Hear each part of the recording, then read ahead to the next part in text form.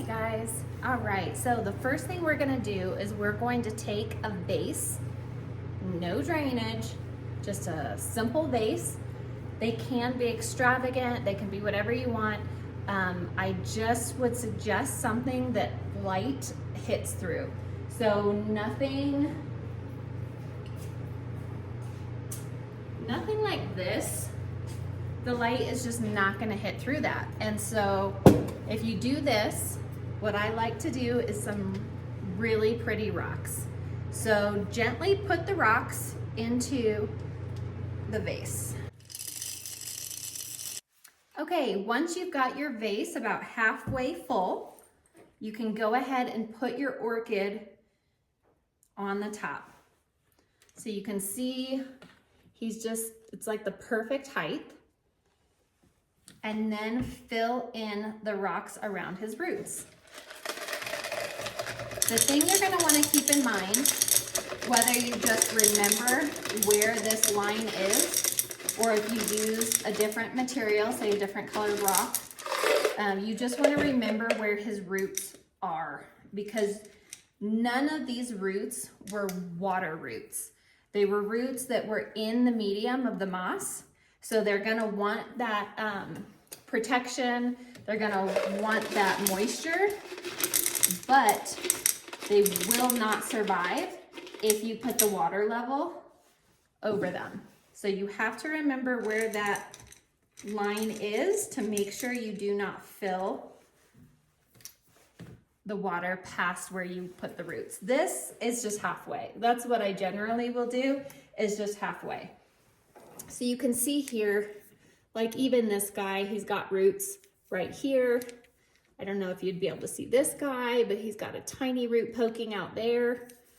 And then you can see some in the back. So it's gonna be pretty visually accessible to realize where his roots are.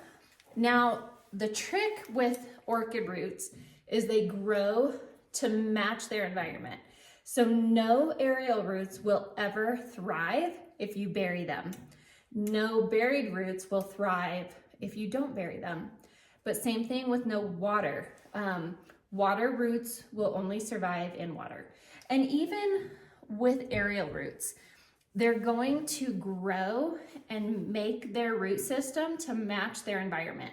So roots that are aerial, growing in a room with high humidity, it's going to grow specifically for that environment. All right, so we are gonna go ahead and fill this guy with water halfway up.